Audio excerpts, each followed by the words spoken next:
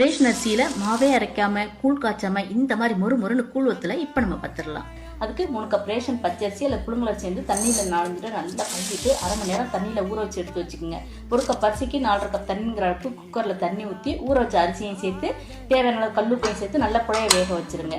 ஒரு மிக்சி ஜாரில் காரத்துக்கு வந்து பச்சை மிளகா கூடவே கொஞ்சமாக தண்ணி ஊற்றி நல்லா நைஸாக அரைச்சி எடுத்து வச்சிருங்க. பெரிய மிக்சி ஜாரில் நல்லா ஆறுன சாத்தை கொஞ்சமாக சேர்த்து தண்ணிக்கு பதிலாக புளிச்ச மோரையும் சேர்த்து நல்லா நைஸாக இந்த மாதிரி அரைச்சி எடுத்து வச்சிருங்க. இப்போ இது கூட கொஞ்சமாக ஜீரகம், ஊற வச்ச கட்டி பெருங்காயம், அரைச்சி வச்சிருக்க பச்சை மிளகாய் எல்லாம் சேர்த்து நல்லா கலந்து விட்டுருங்க. கூழத்துக்கு உப்பு வந்து அதிகமாக சேர்த்துறாதீங்க, மிதமான உப்பு தான் இருக்கணும். இப்போ ஒரு முறுக்கு வச்சுக்கொள்ள உங்களுக்கு பிடிச்ச மாதிரியான அச்சு சேர்த்து அதில் அரைச்சி வச்சிருக்க அந்த சாத்தையும் சேர்த்து ஒரு வெள்ளை துணி வந்து தரையில விரிச்சு அதில் வந்து பிழிஞ்சு விட்டுருங்க. மறுநாள் காலையில துணி வந்து பின்பக்கம் திருப்பி தண்ணியை தெளிச்சு எல்லாத்தையும் துணியில இருந்து பிரிச்சு எடுத்து ஒரு 2 நாள் நல்ல வெயில்ல காய வச்சு ஒரு ஏர்டைட் கண்டெய்னர்ல ஸ்டோர் பண்ணி வச்சுக்கோங்க. அந்த மாதிரி வச்சிருந்தீங்கன்னா 1 வருஷம் வரைக்கும் இந்த கூழ் வத்தல் கெட்டே போகாதுங்க. தேவைப்படும் போது இந்த மாதிரி எண்ணெயில பொரிச்சு எடுத்தீங்கன்னா மறுமுறை கூழ் வத்தல் ரெடி.